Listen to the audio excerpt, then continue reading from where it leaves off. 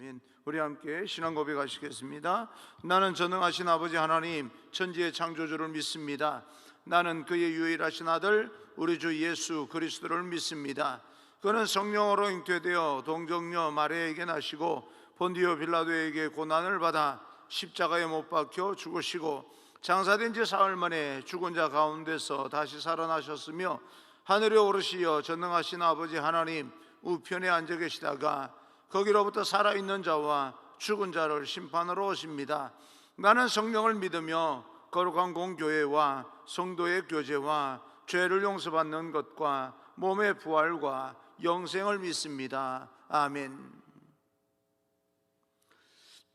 오늘 선포되어질 하나님의 말씀은 누가복음 13장 10절에서 21절까지 말씀입니다. 누가복음 13장 10절에서 21절까지 말씀을 보겠습니다.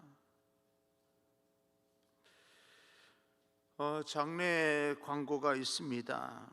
우리 김정한 권사님의 남편 되시는, 그리고 황규섭 장로님의 아버님 되시는 황복희 권사님께서 어젯밤에 하나님의 부름을 받아서 효자원 205호에서 장례가 어제 안치가 되었습니다. 진행되는데 자세한 일정은 아직 나오지 않았습니다. 나오는 대로 여러분들에게 공지해 드리겠습니다.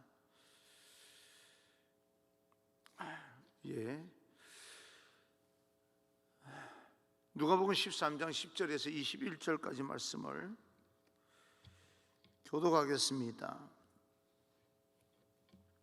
예수께서 안식일에 한 회당에서 가르치실 때에 18해 동안이나 귀신 들려 앓으며 꼬부라져 조금도 펴지 못하는 한 여자가 있더라. 예수께서 보시고 불러 이르시되 여자여 내가 내 병에서 놓였다 하시고 안수하시니 여자가 곧 펴고 하나님께 영광을 돌리는지라.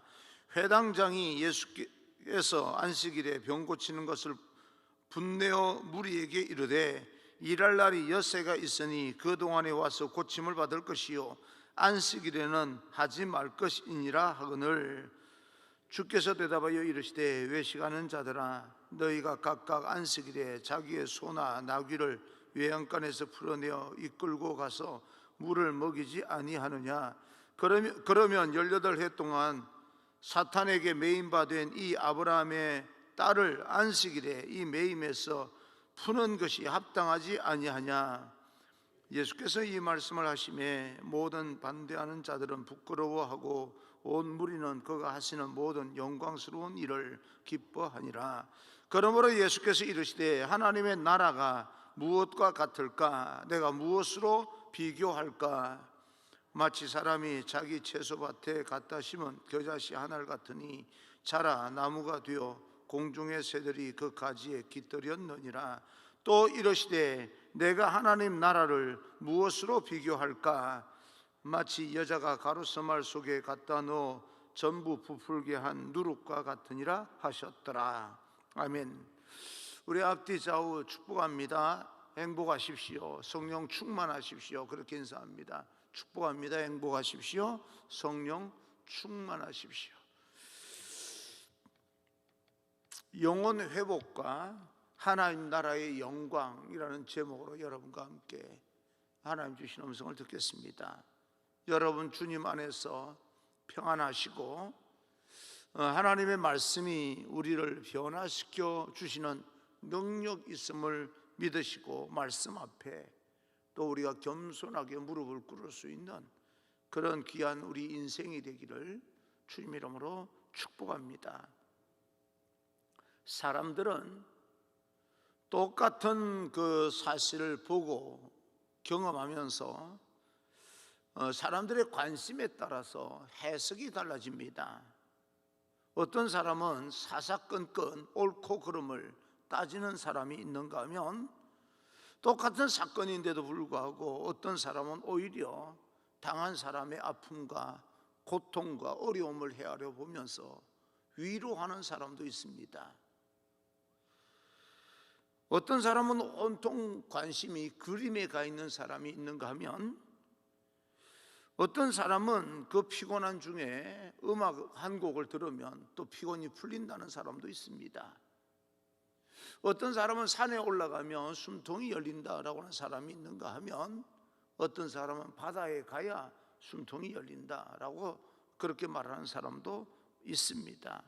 사랑하는 성도 여러분, 여러분들은 무엇에 관심이 있으십니까? 예수님은 오늘 성경을 통해서 어떤 것에 관심을 가지시는지, 오늘 예수님의 관심사에 대해서 좀 다른 사람과 다른 것을 보게 됩니다. 10절입니다. 10절, 예수께서 안식일에 한 회당에서 가르치실 때에, 예수님께서 가르치신 회당이 얼마나 큰지는 알 수가 없습니다. 그리고 얼마나 많은 사람이 모였는지도 우리는 잘 모릅니다. 다만 예수님께서는 가르치시고 계셨다. 그날이 안식일입니다.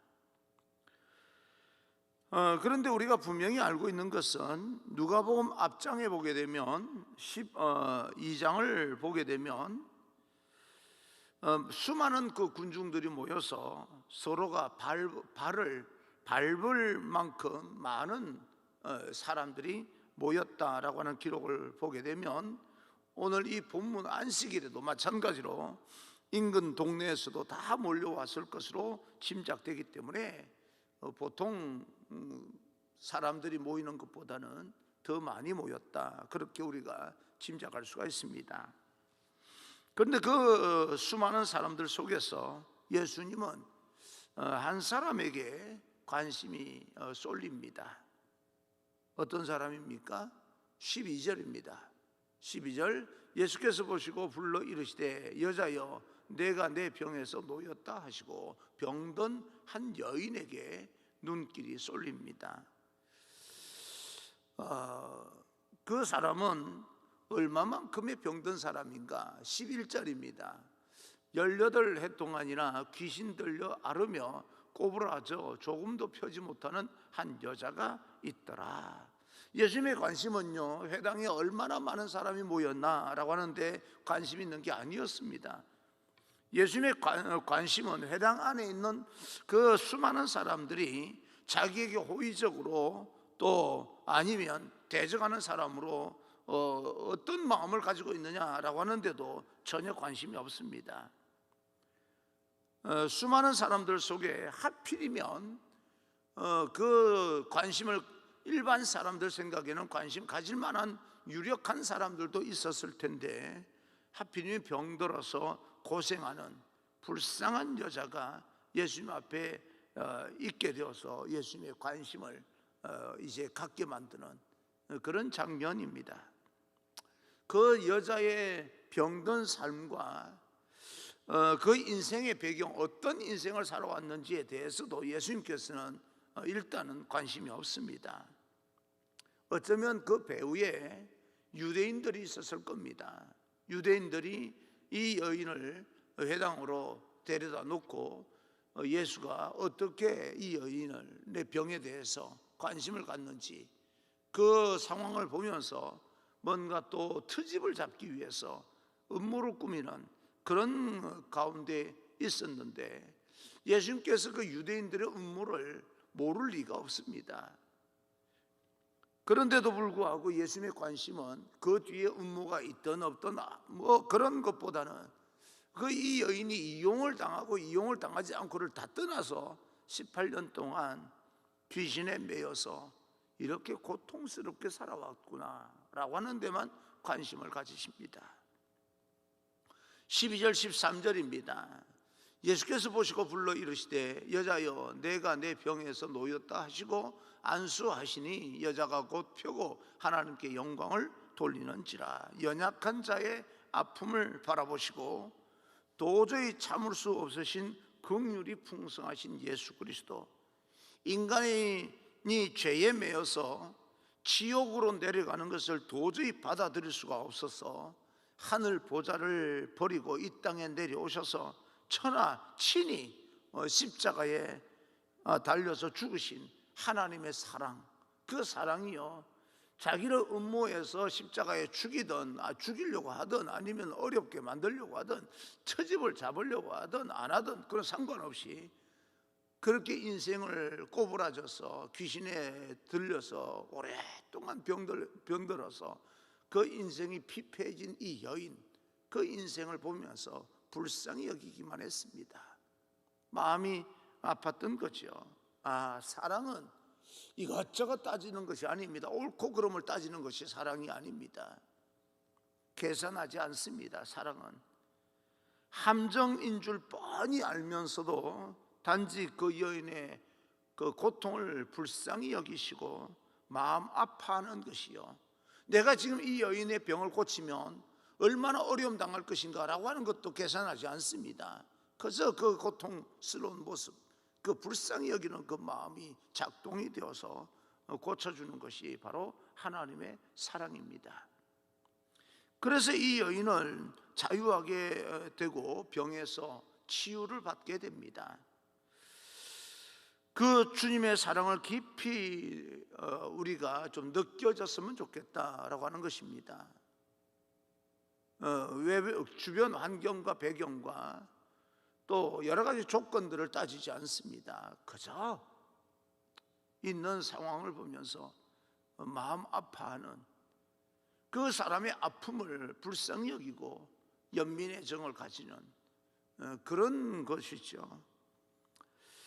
병든 여인에만 관심을 가지신 그 주님의 사랑으로 오늘날 주님께서 우리를 그런 마음으로 바라보시고 그런 마음으로 사랑하고 계신다는 사실이 우리가 느껴짐으로써 그 주님의 사랑에 좀 감동을 받고 감격하는 그런 우리 신앙의 생활이 되기를 간절히 소망합니다.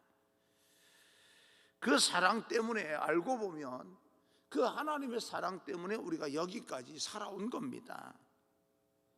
오늘 그분이 여전히 1대1로 우리를 사랑하시고 우리를 만나 주신다는 사실을 우리가 믿어지기를 바랍니다. 어느 교회에 다니는지 관심이 없습니다. 얼마만큼 그 교회에 많이 모여서 예배를 드리냐라고 하는 것도 하나님의 관심이 아닐 겁니다. 한 사람 한 사람, 사람이 많이 모였던 수많은 사람, 수천 명 모여서 예배 드린다 할지라도 하나님의 관심은 여러분 한 사람 한 사람에게 있는 것이지 군중에 있는 것이 아닙니다. 군중에 대해서 관심을 가지는 것은 사람이에요. 저도 예배 인원이 얼마나 예배 드리냐를 저는 극복을 못합니다. 수많은 사람들이 나와서 예배를 드리면 마음이 좋고 마음이 기뻐요.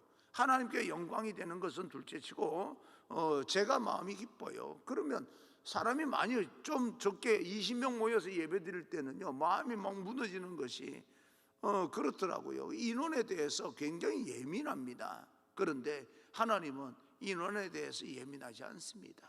여러분 한 사람 한 사람이 어떤 마음을 가지고 예배 드리는지, 여러분이 어떤 지금 아픔을 갖고 있는지, 어떤 통증을 느끼고 있는지, 어떤 고통 가운데 있는지 하나님의 관심은 거기에 있지, 교회 안에 수많은 사람이 얼마만큼 예배드리냐에 하나님의 관심이 있는 것은 아닙니다. 그렇다고 해서 예배 안 드려도 된다라고 하는 것이 아니라 하나님께서 여러분 한 사람 한 사람에게 그만큼 긍휼히 여기는 마음으로 사랑하신다라고 하는 것을 우리는 좀 깊이 우리가 깨달았으면 좋겠습니다.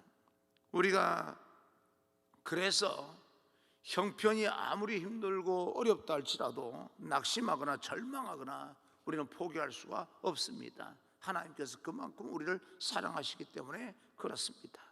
18년 된 그 질병 가운데서 자유함을 얻게 하기 위해서 나오게 하신 그 사랑하시는 예수님께서 오늘 이 시간 우리 가운데 오셔서 너 나 앞으로 좀 나와봐, 그렇게 말씀하시는 겁니다. 그럴 때 우리가 마음의 문을 열고 귀를 열어서 주님의 음성을 듣고 주님 앞으로 나아감으로 인하여서 그의 도우심과 사랑을 우리가 간구할 때 이 같은 병이 치유되는 놀라운 그 하나님의 은혜가 우리에게도 임하게 됩니다. 그 같은 주님의 사랑의 은혜가 오늘 여러분과 함께 하기를 주님 이름으로 축원합니다. 예수님의 관심은 오직 하나입니다. 이 연애 얼마나 많이 아팠을까, 얼마나 많이 힘들었을까. 그런데 그 회당의 책임자였던 바리새인, 그 회당장의 관심은 예수님과 관심사가 달랐습니다. 14절입니다. 14절, 회당장이 예수께서 안식일에 병 고치는 것을 분내어 무리에게 이르되 일할 날이 엿새가 있으니 그동안에 와서 고침을 받을 것이요 안식일에는 하지 말 것이니라 하거늘.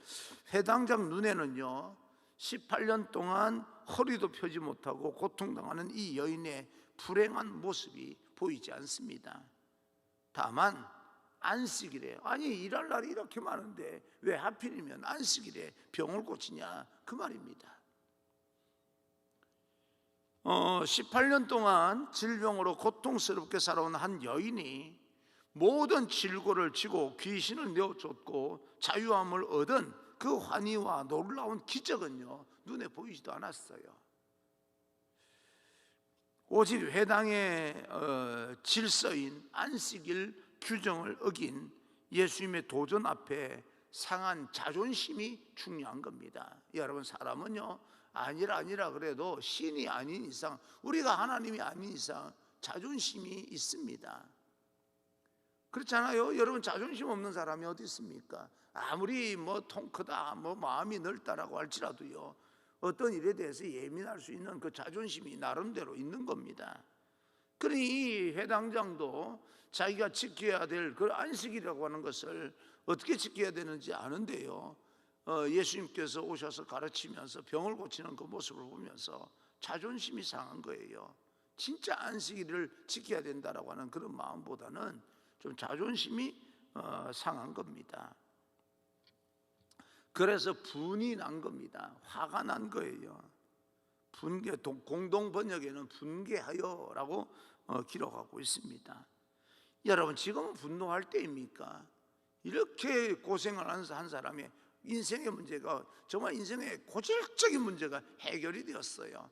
그러면 분노할 일입니까? 기뻐할 일입니까? 지금은 법에 따라서 옳고 그름을 따질 일이 아닙니다.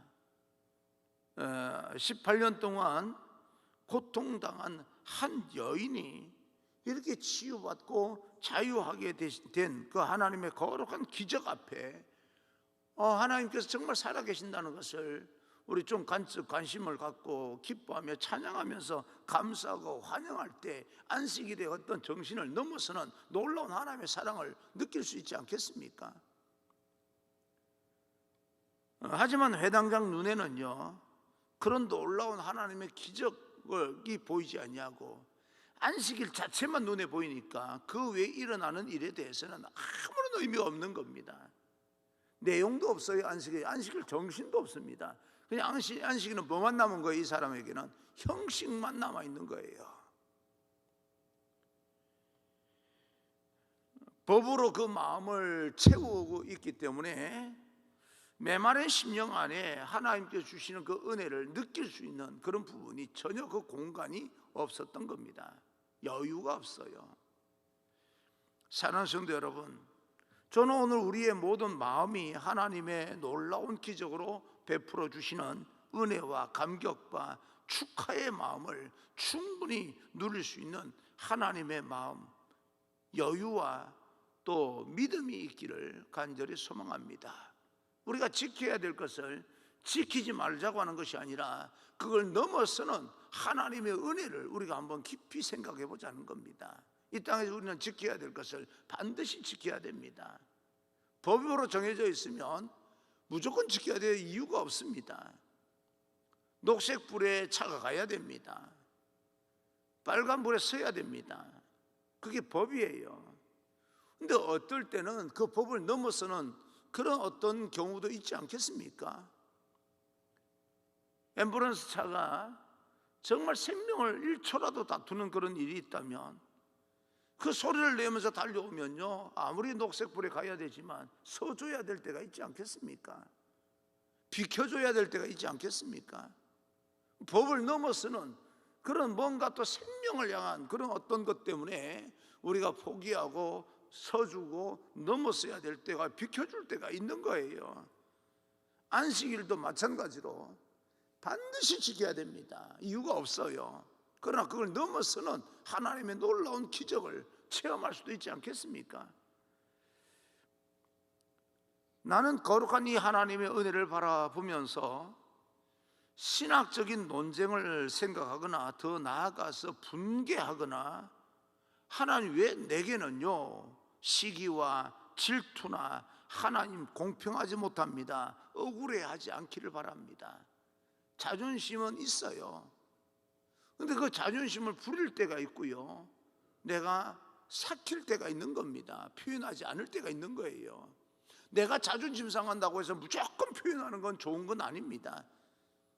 자존심을 괜히 한번 잘못 표현했다가 괜히 사람만 이상하게 되는 경우가 있을 때는요, 자기 스스로 조절할 줄도 알아야 되는 겁니다. 오늘 분개하는 사람들을 보면서 예수님께서 이렇게 대답을 합니다. 15절 16절, 주께서 대답하여 이르시되 외식하는 자들아, 너희가 각각 안식일에 자기의 소나 나귀를 외양간에서 풀어내어 이끌고 가서 물을 먹이지 아니하겠느냐? 그러면 18해 동안 사탄에게 매임받은 이 아브라함의 딸을 안식일에 이 매임에서 푸는 것이 합당하지 아니하냐? 그러자 상황이 갑자기 변하기 시작합니다. 17절입니다. 17절, 예수께서 이 말씀을 하시매 모든 반대하는 자들은 부끄러워하고 온 무리는 그가 하시는 모든 영광스러운 일을 기뻐하니라. 결국 참된 행복이라고 하는 것은 법에 있는 것은 아닙니다. 법을 반드시 지켜야 되지만 법이 참된 행복을 주는 것은 아닙니다. 규정에 있지도 않습니다. 사랑과 긍휼히 여기심과 그리고 하나님의 은혜에 있습니다. 모든 규정이나 법도 하나님의 은혜는 넘어서지를 못합니다. 교회는 감리교 같은 경우는 교리와 장정이라고 하는 법이 있습니다. 난 교리와 장정을 이렇게 읽어보면서 공부하고 있습니다. 저도 어느 정도 위치에 있기 때문에 교리와 장정 법을 지켜야 됩니다. 목사로서 한 교단에 이 어떤 이 법이 있으면 헌법이든 규정법이든 교단법이든 지켜야 되는 게 맞습니다. 그런데요, 그건 반드시 지켜야 되지만 그러나 그것을 넘어서는 하나님의 은혜의 법이 있는 겁니다. 마냥 자기 멋대로 법을 지키지 않냐고 하나님의 은혜로 넘어가자라고 하는 거 잘못된 거예요. 법을 지키려고 애를 쓰다가 또 하나님의 법으로 우리가 넘어가야 될 게 있지 않습니까? 예? 하나님의 은혜의 법이 있는 거예요. 교리와 장정이 있어요. 교회법이 있어요. 그런데 하나님의 말씀의 법이 있어요. 말씀의 법 위에 뭐가 하나님의 은혜가 있는 거예요. 은혜로 넘어가야 될 때가 있는 겁니다. 무조건 법 이런 게 다가 아닌 겁니다.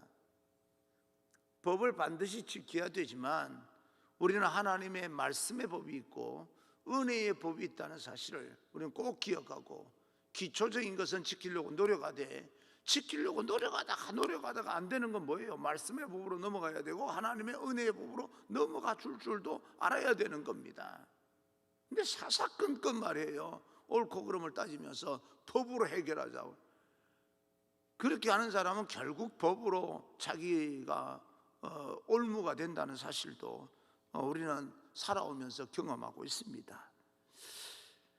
하나님은 우리에게 법을 주셨을 뿐만 아니라 사랑의 계명도 함께 주신 겁니다. 긍휼히 여기는 마음요. 하나님의 마음이 우리 안에 가득가득 채워져서 법과 규정을 넘어설 수 있는 그런 귀한 공동체가 되기를 주님 이름으로 축원합니다. 지키려고 노력을 하는 건 좋지만 그걸 넘어서서 하나님의 사랑의 법, 하나님의 마음으로 넘어갈 줄도 아는 그런 아름다운 공동체, 그런 공동체 안에서 하나님의 말씀을 통하여 생명이 살아나고 또 위로가 되고 병이 치료가 되고 마음에 상처받은 부분들이 온전하게 되는 놀라운 역사가 일어나게 되는 겁니다. 그런 가운데 하나님의 뜻을 세워가고 함께 하나님의 아름다운 공동체를 만들어 나가는 하나님의 거룩한 백성들이 바로 여러분들이 되기를 바라고, 그렇게 여러분 가정과 직장과 사업체가 놀랍게 회복되어지는 그런 귀한 하나님의 역사를 경험할 수 있는 그런 믿음의 사람이 되기를 주님 이름으로 축원합니다.